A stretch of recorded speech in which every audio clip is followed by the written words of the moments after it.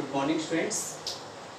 देखो बेटा, last video में हम लोगों ने ओवर सब्सक्रिप्शन ऑफ शेयर्स का टॉपिक पढ़ाया, ठीक है। आप सभी को याद हो, ओवर सब्सक्रिप्शन में मैंने बताया था कि कोई भी कंपनी जितने शेयर इशू करना चाहती है उससे ज़्यादा के लिए अगर उसे एप्लीकेशन मिले तो उस सिचुएशन को हम ओवर सब्सक्रिप्शन ऑफ शेयर्स कहते हैं। जैसे मान लो मैंने आपको बताया था कि कोई कंपनी 1 लाख शेयर इशू करना चाहती है, ठीक है, और एप्लीकेशन उसको 1,50,000 शेयर्स के लिए मिल जाए, तो this situation is called over subscription of share. इस सिचुएशन को हम ओवर सब्सक्रिप्शन ऑफ शेयर कहते हैं। अब मैंने बताया था कि ओवर सब्सक्रिप्शन के केस में कोई दिक्कत नहीं है, कोई दिक्कत नहीं है। इसमें हम लोग जनरली क्या करते हैं, प्रोरेटा अलॉटमेंट करते हैं। और मैंने बताया था कि जब शेयर होल्डर को प्रोरेटा अलॉटमेंट की जाती है तो उनका जो एक्स्ट्रा एप्लीकेशन मनी होती है उस एक्स्ट्रा एप्लीकेशन मनी को आप कैसे और कहाँ यूज करते हैं वो सारा केस मैंने आपको बताया था। तो अब इसी से रिलेटेड हम लोग एक क्वेश्चन करने जा रहे हैं, इलस्ट्रेशन नंबर 20। क्वेश्चन को ध्यान से पढ़ो। पहले देखो, हमेशा एक बात ध्यान रखना, क्वेश्चंस को पढ़ने के बाद उस क्वेश्चन का पूरा फॉर्मेट आपके माइंड में होना चाहिए। आपको अच्छी तरीके से पता होना चाहिए क्वेश्चन में क्या क्या पूछा गया है, क्योंकि अगर हम क्वेश्चंस जनरली इस प्रकार के जो क्वेश्चंस एग्जाम में आते हैं वो लेंथी होते हैं, तो उन क्वेश्चंस को अगर आप बार बार पढ़ोगे कि भाई एप्लीकेशन पैसा कितने का था, अलॉटमेंट कितने का था, कितने शेयर आप इशू कर रहे हो, तो बहुत टाइम वेस्ट होगा। कोशिश करो, प्रैक्टिस करो कि क्वेश्चन को जैसे ही आप पढ़ो उसका पूरा स्ट्रक्चर आपके माइंड में फिट हो जाए। एप्लीकेशन इतने की, अलॉटमेंट इतने की, फर्स्ट कॉल इतने की, ठीक है। जैसे इस क्वेश्चन में कहा गया इलस्ट्रेशन 20 में, X limited decided to issue 75,000 equity share of 10 each at a premium of 50%। X limited ने ये डिसाइड किया कि वो 75,000 इक्विटी शेयर इशू करेगी 10 रुपए वाले 50% प्रीमियम पे। अब देखो 10 रुपीज का शेयर है, 50% यानी कि 5 रुपए का उस पे क्या है, premium. The whole amount was payable on application, सारे का सारा पैसा एप्लीकेशन पे करना, सारा अमाउंट एप्लीकेशन पे, ठीक है, ध्यान से समझना। अब ये कह रहे हैं application for 2 lakh shares were received. भाई कंपनी 75,000 शेयर इशू करना चाहती थी, एप्लीकेशन उसको 2 लाख के लिए मिल गई। कितने के लिए मिल गई, 2 लाख। अब ये कह रहे हैं application for 5,000 shares were rejected and shares were allotted to remaining applicant on pro rata basis। देखो ये कह रहे हैं कि 5,000 शेयर्स एप्लीकेशन को तो कर दिया गया रिजेक्ट, मतलब कि 2 लाख में से 5,000 को तो कर दिया रिजेक्ट, बाकी कितनी एप्लीकेशन बची, 195, उनको प्रो रेटा अलॉटमेंट की जा रही है। यानी कि 1,95,000 शेयर्स के ऊपर आप कितने शेयर इशू करोगे, एप्लीकेशन पे कितने शेयर इशू करोगे, 75,000। पास journal entry for the about transaction in books of company. देखो ये क्वेश्चन तो बहुत सिंपल सा है, इसमें आपको कोई टेबल बनाने की जरूरत नहीं है, कारण क्योंकि सारे का सारा पैसा एप्लीकेशन के टाइम मंगवा रहे हैं, कोई अलॉटमेंट नहीं है, कोई फर्स्ट कॉल नहीं है, कोई फाइनल कॉल नहीं है। तो एक बात तो क्लियर है कि अगर आपको कोई एक्स्ट्रा पैसा मिलेगा तो आप उस एक्स्ट्रा पैसे को आगे यूज ही नहीं कर सकते, तो वो पैसा आपको क्या करना पड़ेगा, रिफंड करना पड़ेगा, ठीक है। इसमें आपको कंफ्यूज करने के लिए दे रखा है कि भाई 5,000 को रिजेक्ट कर दिया, तो आप 5,000 के ऊपर आपको जो 15 रुपए के हिसाब से 75,000 रुपीज मिले होंगे, वो 75,000 आपको बैंक के थ्रू क्या करने पड़ेंगे, वापस। इसी प्रकार 1,95,000 शेयर्स पे आपको 15 रुपए के हिसाब से पैसा मिला, 75,000 का 15 के हिसाब से यूज हो जाएगा, बाकी जो पैसा बचेगा वो आपको क्या करना पड़ेगा, बैंक के थ्रू वापस। तो ये क्वेश्चन तो केवल और केवल आपको कंफ्यूज करने के लिए, मतलब कि सिंपल सा क्वेश्चन, इसमें कुछ नहीं है। देखो इस क्वेश्चन को आप कैसे करोगे, इस क्वेश्चन में एक्चुअल में प्रो रेटा अलॉटमेंट का कोई खास केस नहीं दे रखा, तो केवल सिंपल जर्नल है, इसको तो हम सिंपल फॉर्मेट में कर देते हैं। अगले क्वेश्चन में प्रो रेटा अलॉटमेंट से रिलेटेड एंट्रीज है, तो उसको थोड़ा डिटेल में समझाएंगे। देखो इस क्वेश्चन में सबसे पहले एप्लीकेशन का पैसा मिलता है। अब आपको पता है सारा पैसा जब एक साथ मंगवाते हैं तो एप्लीकेशन एंड अलॉटमेंट वर्ड दोनों एक साथ यूज करेंगे। 2 लाख शेयर पे एट द रेट ऑफ 50, 15 रुपए के हिसाब से 30 लाख रुपीज आपको मिलेंगे। तो आपकी पहली एंट्री क्या होगी? Bank account debit to share application and allotment account. पहली एंट्री आपकी क्या होगी? Bank account debit to share application and allotment. आपके पास 2 लाख शेयर पे at the rate of 15, total कितना अमाउंट रिसीव होगा? 30 लाख। 30 लाख यहां पे लिख देंगे एप्लीकेशन मनी रिसीव, एप्लीकेशन के पैसे को रिसीव किया गया। अब आप इस पैसे को ट्रांसफर करोगे। अच्छा एक बात, इन शेयर्स को आपने प्रीमियम पर इशू किया है, तो आपको पता है कि प्रीमियम का जो पैसा मिलता है, जिस भी कॉल के साथ प्रीमियम मंगवाया जाता है, उस एंट्री को जब ड्यू करते हैं या ट्रांसफर करते हैं तो उस समय सिक्योरिटी प्रीमियम रिजर्व को क्रेडिट करेंगे। देखो इस क्वेश्चन में कोई टेबल नहीं है, सीधा सा ध्यान देखो। 75,000 शेयर्स थे आपके मार्केट में, एक शेयर 10 रुपीज का, यानी कि 7,50,000 की तो हो गई शेयर कैपिटल, 750 की तो हो गई शेयर कैपिटल। 5 रुपए के हिसाब से 3,75,000 रुपीज का हो गया प्रीमियम। 375 किसके चाहिए? प्रीमियम के। बाकी के जो बच गए भाई 11,25,000 तो ये हो गए। बाकी के जो 18,75,000 रुपीज आपके पास बच गए 30 लाख में से, भाई और कोई कॉल है ही नहीं, तो वो पैसा आपको क्या करना पड़ेगा? बैंक के थ्रू वापस करना पड़ेगा। तो इस क्वेश्चन में कुछ भी नहीं था। सेकंड आपकी जो एंट्री होगी वो एंट्री हो जाएगी share application and allotment account debit to share capital account to security premium reserve account and to bank account. Equity share application and allotment के टोटल 30 लाख है, ठीक है। 75,000 शेयर पे 10 रुपीज के हिसाब से 7,50,000 तो चले जाएंगे इक्विटी शेयर कैपिटल में। 5 रुपए के हिसाब से 3,75,000 रुपीज चले जाएंगे सिक्योरिटी प्रीमियम रिजर्व में। बाकी के जो 18,75,000 रुपीज बच गए, बचा हुआ अमाउंट कहां चला जाएगा?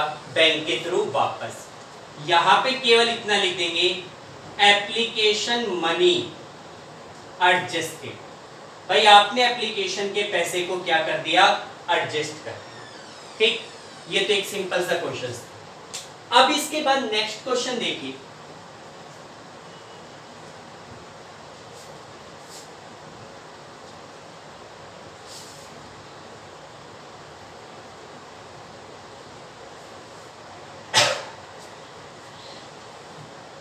देखो बेटा, आपके पास जो नेक्स्ट क्वेश्चन दिया हुआ है इलस्ट्रेशन नंबर 21, थोड़ा ध्यान से समझिए, अच्छा क्वेश्चन है। इस क्वेश्चन से आपको over subscription and pro rata allotment की काफी कंडीशंस क्लियर हो जाएगी। देखो बेटा, इस क्वेश्चन में ये कहा गया है X limited invited application for 20,000 shares of ₹10 each payable as follow. X limited 20,000 shares के लिए एप्लीकेशंस इनवाइट कर रही है। 20,000 शेयर्स मार्केट में इशू करना चाहती है। हर एक शेयर 10 रुपीज का है। Payable as follow. पेमेंट किस तरीके से? 3 on application, 2 on allotment, 250 on first call and 250 on second call. भाई जो टोटल 10 रुपीज है उसमें से 3 रुपए एप्लीकेशन पे, 2 अलॉटमेंट, 250 फर्स्ट कॉल और 250 ऑन सेकंड कॉल कंपनी मंगवा रही है। अब ये कह रहे हैं कि पब्लिक अप्लाइड फॉर 30,000 शेयर। अब इस क्वेश्चन में देखो, कंपनी अपनी तरफ से 20,000 शेयर इशू करना चाहती थी, लेकिन पब्लिक ने कितने के लिए अप्लाई किया? 30। तो इस सिचुएशन को हम क्या कहेंगे? ओवर सब्सक्रिप्शन ऑफ शेयर्स कहेंगे। अब इसमें कह रहे हैं allotment were made as under. इन शेयर्स पे अलॉटमेंट किस तरीके से की जा रही है? टू एप्लीकेंट, एप्लीकेंट का मतलब होता है जिन्होंने अप्लाई किया है, to applicant for 8000 share full. भाई ये कह रहे हैं 8000 शेयर एप्लीकेंट को, जिन्होंने 8000 शेयर्स के लिए अप्लाई किया था उनको फुल, फुल का मतलब 5 मांगे 5 दे दो, 10 मांगे 10 दे दो, तो 8000 वालों को 8000। सेकंड कैटेगरी में कह रहे हैं कि टू एप्लीकेंट फॉर 16000 शेयर। भाई 16000 शेयर एप्लीकेंट को आपने 12000 शेयर इशू किए हैं, और टू एप्लीकेंट फॉर 6000 शेयर नहीं, 6000 एप्लीकेंट को आपने कोई शेयर इशू नहीं किया। All money was duly receive, सारे का सारा पैसा आपको रिसीव हो गया। अब ये कह रहे हैं पास नेसेसरी जर्नल। भाई इसके रिगार्डिंग आपको जर्नल एंट्री पास करनी है। पहले तो आप जर्नल का फॉर्मेट बना लो। देखो बेटा, हमेशा स्पेस का ध्यान रखना है। इन क्वेश्चंस में बहुत सारे स्टूडेंट क्या गलती करते हैं कि वो लोग, जैसे वर्किंग नोट की रिक्वायरमेंट आपको इन क्वेश्चंस में होगी, तो वो क्या करते हैं कि वर्किंग नोट को बना देते हैं पहले, फिर जर्नल करने स्टार्ट करते हैं। 4 जर्नल करने के बाद पता चलता है कि वर्किंग नोट आ गया, बीच में स्पेस कम है। तो हमेशा अपने माइंड में ये ध्यान रखो कि एक क्वेश्चन में लगभग कितनी एंट्री होनी है, और उन एंट्री के हिसाब से स्पेस छोड़ना सीखो। जैसे इस क्वेश्चन में 4 कॉल है, 4 कॉल पे कितनी एंट्री होगी? हर कॉल पे 2 एंट्री, 8 एंट्री। 4 फीचर वगैरह है नहीं, उसकी एंट्रीज अलग से होती है जो आगे जाकर बताऊंगा। तो फिलहाल 8 एंट्री होती है, 8 एंट्री का स्पेस आप अपने पास छोड़ दीजिए, ठीक। 8 एंट्री का स्पेस छोड़ने के बाद अब आप आ जाइए वर्किंग नोट में। वर्किंग नोट, आपने इस क्वेश्चन में देखा कि कोई कंपनी जितने शेयर इशू करना चाहती है उससे ज्यादा के लिए एप्लीकेशन उसको मिल रही है, यानी कि हम लोग प्रो रेटा अलॉटमेंट कर रहे हैं। तो आपको मैंने बताया था कि प्रो रेटा अलॉटमेंट के केस में जो एक्सेस एप्लीकेशन मनी होती है उस पैसे को आपको फर्दर कॉल्स के साथ यूज करना होता है। तो किस एप्लीकेंट का कितना पैसा कहाँ पे यूज हुआ, उसके लिए आप लोग एक टेबल बनाएंगे, ठीक है। अच्छा, टेबल में भी मैंने ये बताया था कि आपको ये देखना पड़ता है कि एक्स्ट्रा पैसे को आपको कहां तक यूज करना है, अलॉटमेंट तक यूज करना है या फर्स्ट कॉल और फाइनल कॉल पे भी यूज करना है। तो देखो, अगर उसमें मैंने बताया था कि अगर क्वेश्चन साइलेंट है तो आप पैसे को मैक्सिमम कहां तक यूज करोगे? अलॉटमेंट तक, फर्स्ट और फाइनल कॉल पे यूज नहीं करोगे। अगर किसी क्वेश्चन में स्पेशली कहा गया है कि excess application money is to be adjusted along with allotment first call final call, तो आप फर्स्ट एंड फाइनल कॉल का कॉलम बनाएंगे, वरना नहीं। तो देखो वर्किंग नोट में सबसे पहला वर्किंग नोट नंबर 1, यहां पे आप लिखेंगे टेबल शोविंग,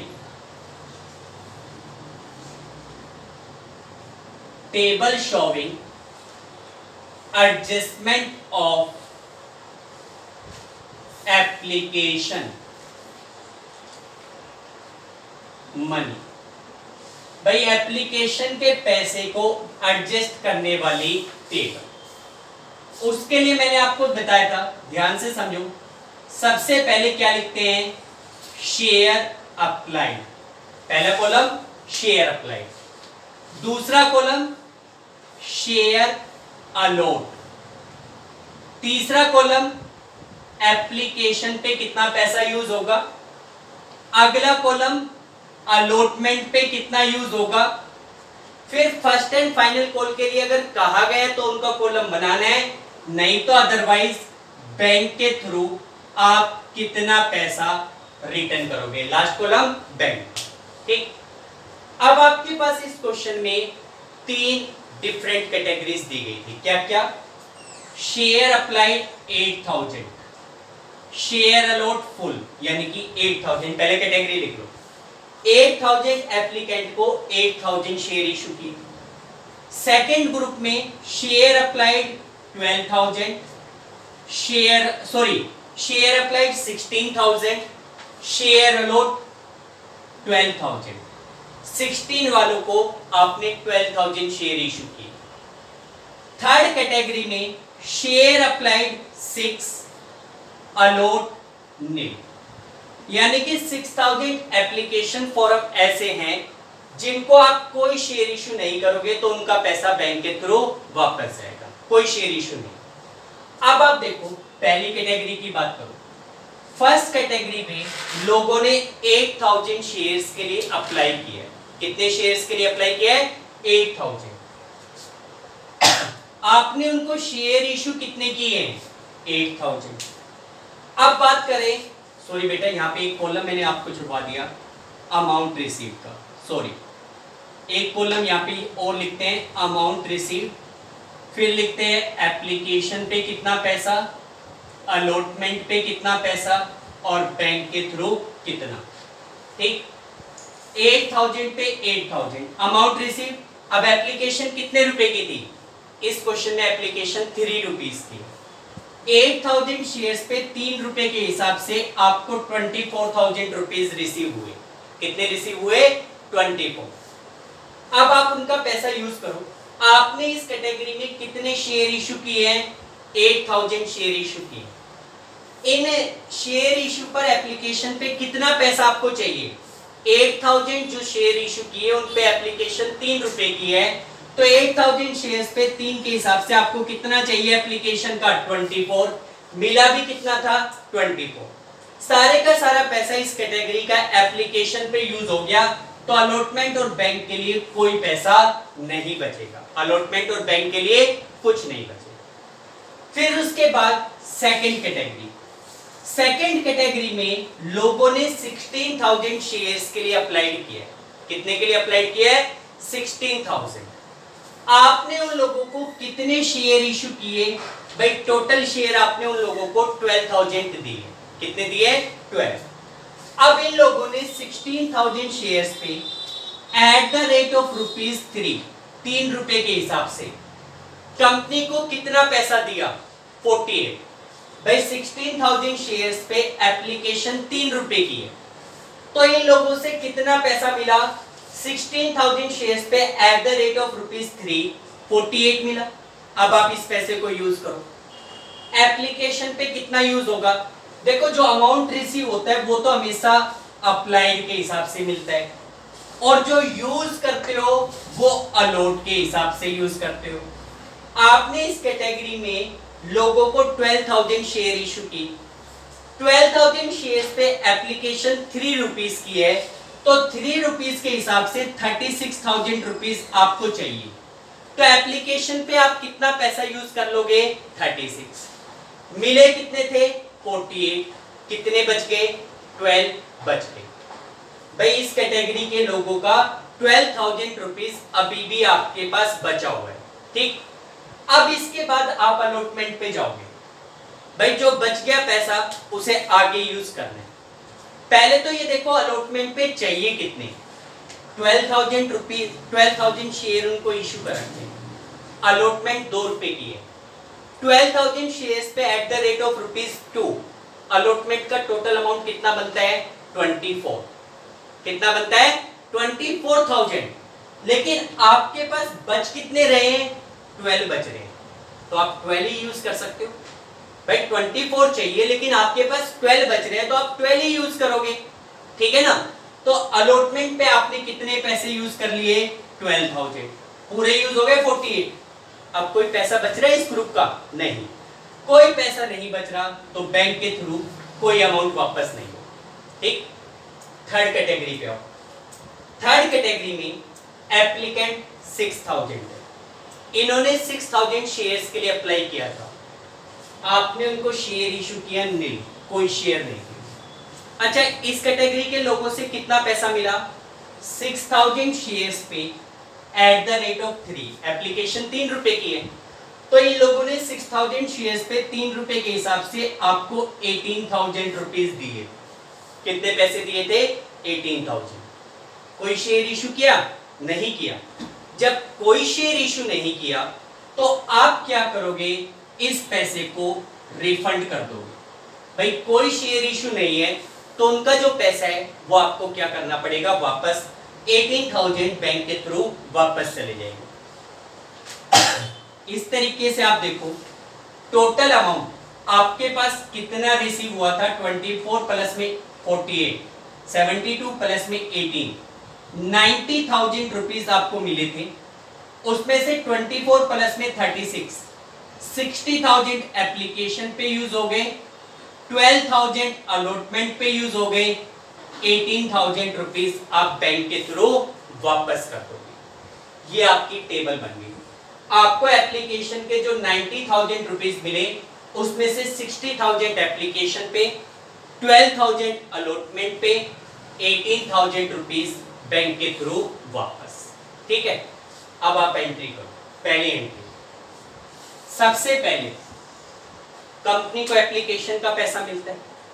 अब आप देखो, इशू आप 20 करना चाहते थे लेकिन पब्लिक 30 के लिए अप्लाई कर रही है, तो वो तो पैसा 30 के हिसाब से देंगे। 30,000 शेयर्स पे 3 रुपए के हिसाब से एप्लीकेशन के आपको 90,000 रुपीज मिलेंगे। तो आपकी फर्स्ट एंट्री क्या होगी? Bank account debit to share application account. First entry क्या होगी? Bank account debit to share application account. कितना अमाउंट आपको रिसीव हो रहा है? 90,000। यहां पे लिख देंगे application money receive at the rate of ₹3 on 30,000 shares. भाई 30,000 शेयर्स पे 3 रुपए के हिसाब से एप्लीकेशन का पैसा आपको रिसीव हुआ। ठीक है, 90,000 आपको रिसीव होगा। अब आप इस पैसे को ट्रांसफर करोगे। आपने टेबल बना के देख लिया कि आपको जो 90,000 रुपीज मिले उस पैसे को आप कहां पे और कैसे यूज करोगे। जो पैसा एप्लीकेशन का यूज होना होता है उसे तो बेचते हैं शेयर कैपिटल में, अलॉटमेंट का पैसा अलॉटमेंट पे, अगर फर्स्ट और फाइनल कॉल होती तो उनका पैसा दिखाते हैं कॉल्स इन एडवांस, और जो बैंक के थ्रू है वो वापस। तो अब इसके बाद हमारा नेक्स्ट स्टेप होगा एप्लीकेशन के पैसे को एडजस्ट करना। तो उसके लिए हमारी एंट्री क्या होगी? Share application account debit to share capital account. भाई जो एप्लीकेशन का पैसा होता है वो तो जाता है शेयर कैपिटल में, टू शेयर अलॉटमेंट अकाउंट, और कुछ पैसा आप बैंक के थ्रू वापस कर रहे हो तो टू बैंक अकाउंट। एप्लीकेशन का टोटल अमाउंट आपके पास 90,000 रुपीज है, जिसमें से शेयर कैपिटल में कितना चला जाएगा? 20। वैसे भी आप 60। वैसे भी आप देखो 20,000 शेयर आपने इशू किए, उन पे एप्लीकेशन के 3 रुपए है, तो 3 रुपीज के हिसाब से 60,000 रुपीज शेयर कैपिटल में चाहिए। 12,000 आपका कहाँ एडजस्ट हो रहा है? अलॉटमेंट पे, और 18,000 रुपीज आपका बैंक के थ्रू वापस है। यहां पे लिख देंगे एप्लीकेशन मनी एडजस्टेड। भाई आपने एप्लीकेशन के पैसे को एडजस्ट किया, यूज किया। ठीक, अब एप्लीकेशन के बाद एप्लीकेशन की दोनों एंट्री होगी। पहली एंट्री पैसे को रिसीव करने की, दूसरी एंट्री पैसे को ट्रांसफर करने की। इसके बाद किसका नंबर आता है? अलॉटमेंट का नंबर आता है। अब अलॉटमेंट के केस में आपको पता है पहले हम पैसे को ड्यू करते हैं। अब आप अलॉटमेंट ड्यू करोगे। अब एक बात ध्यान रखो, 30 को भूल जाओ। भाई आप 20 इशू करना चाहते थे, एप्लीकेशन 30 के लिए मिली, आपने इशू तो 20 ही किए हैं।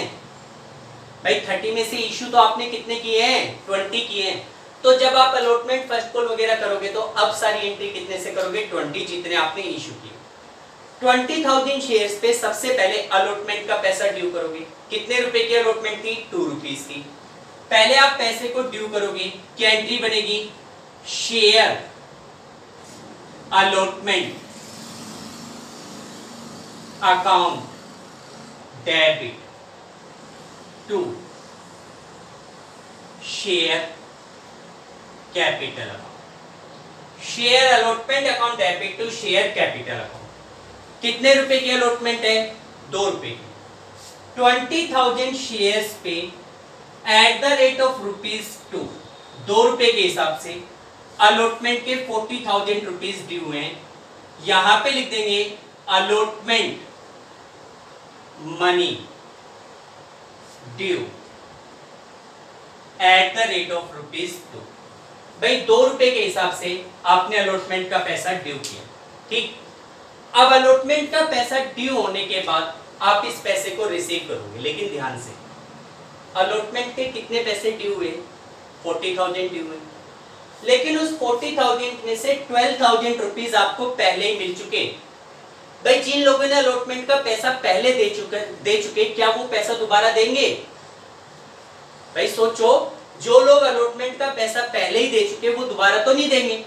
तो अब आप पैसे को जब रिसीव करोगे तो टोटल अलॉटमेंट 40,000 की ड्यू हुई है, जिसमें से 12,000 रुपीज आपको पहले मिल चुके। तो अब आपको कितना पैसा और मिलेगा? अब आपको मिलेगा केवल 28,000। भाई 40 में से 12 पहले मिल चुके, तो कितने और मिल जाएंगे? 28। तो अब आपकी एंट्री क्या होगी? Bank account debit to share allotment account. Bank account debit to share allotment, कितना अमाउंट? 28,000। कितना मिलेगा? 28। यहां पे लिख देंगे अलॉटमेंट मनी रिसीव। अलॉटमेंट का पैसा आपने रिसीव किया, ठीक है बेटा। इसके बाद किसका नंबर आएगा? फर्स्ट कॉल का नंबर आएगा। इसके बाद फर्स्ट कॉल। बेटा एक बार थोड़ा स्पेस की रिक्वायरमेंट है, ये वर्किंग नोट में आपके डिलीट करूंगा। अब आप फर्स्ट कॉल का नंबर लेकर आएंगे, फॉर्मेट आगे कंटिन्यू कीजिए।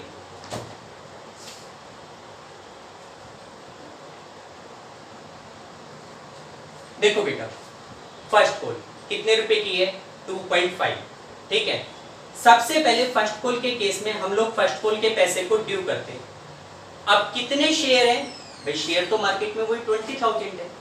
20,000 शेयर्स पे 2.5 के हिसाब से फर्स्ट कॉल का पैसा ड्यू करोगे, तो उसके लिए हमारी एंट्री क्या होगी? Share first call account debit to share capital. Share first call account debit to share capital. First call कितने रुपए की थी? 2 रुपए की। फर्स्ट कॉल 2 रुपए के हिसाब 2.5 की, ठीक है। कितने शेयर हैं? 20,000। 20,000 शेयर्स पे 2.5 के हिसाब से 50,000 रुपीज फर्स्ट कॉल के बनते। यहां पे लिख देंगे first call due eight the rate of ₹2.5। भाई 2.5 रुपीज के हिसाब से आपने फर्स्ट कॉल का पैसा ड्यू किया, ठीक। अब आप देखो 2.5 रुपए आपने फर्स्ट कॉल के ड्यू कर। ड्यू करने के बाद हम लोग क्या करते हैं? फर्स्ट कॉल के पैसे को रिसीव करते हैं। फर्स्ट कॉल के टोटल कितने पैसे ड्यू हुए हैं? 50,000 रुपीज ड्यू हुए हैं। एक बार आप टेबल को जरूर चेक कर लेना, क्या टेबल में फर्स्ट कॉल का कोई पैसा ऑलरेडी एडवांस आया है? नहीं। आपने मैक्सिमम पैसा कहां तक यूज किया था? अलॉटमेंट तक यूज किया था। इसका मतलब फर्स्ट कॉल का कोई पैसा नहीं है, ठीक है। तो जो फर्स्ट कॉल के 50,000 रुपीज आपने ड्यू किए, वो पूरे का पूरा अमाउंट आपको रिसीव होगा। तो उसके लिए हमारी एंट्री क्या होगी?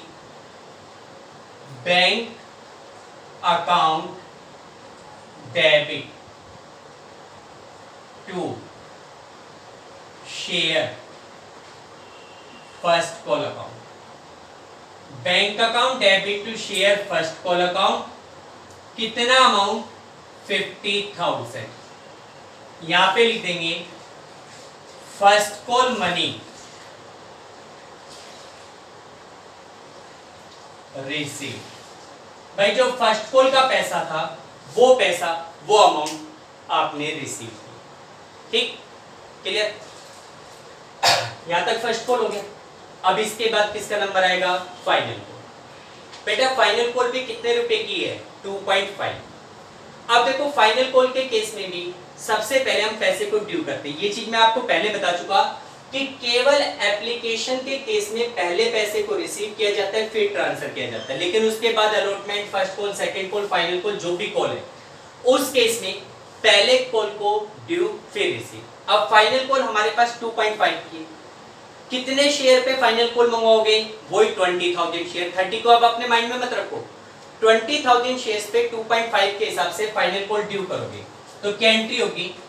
पहले ड्यू करो share final call account debit to share capital account. Share final call account debit to share capital account, कितना अमाउंट? भाई वही 50,000। यहां पे लिख देंगे फाइनल कॉल ड्यू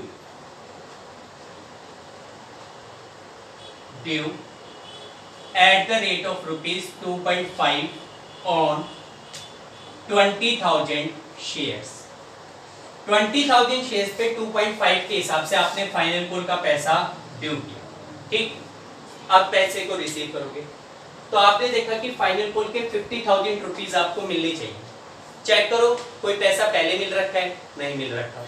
भाई टेबल में हमने देखा फाइनल कॉल तक तो कोई पैसा पहुंचा ही नहीं था, इसका मतलब कंप्लीट 50,000 रुपीज आपको रिसीव होने चाहिए। तो आप कंप्लीट 50,000 रुपीज को रिसीव करोगे तो आपकी एंट्री क्या हो जाएगी?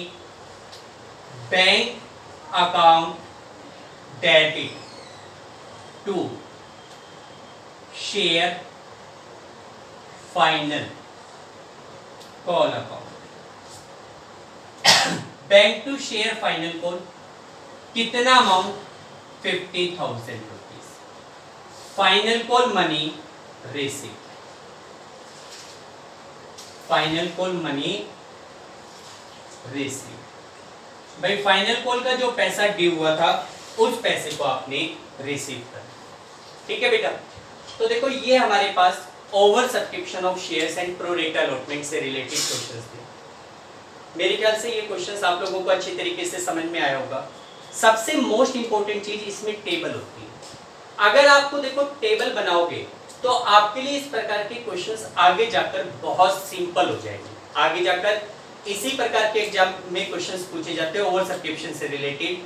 तो टेबल को एक बार अच्छी तरीके से बनाना सीखो। अगर टेबल में कोई डाउट है तो उस चीज को क्लियर कीजिए। ओके बेटा, thank you, have a nice day.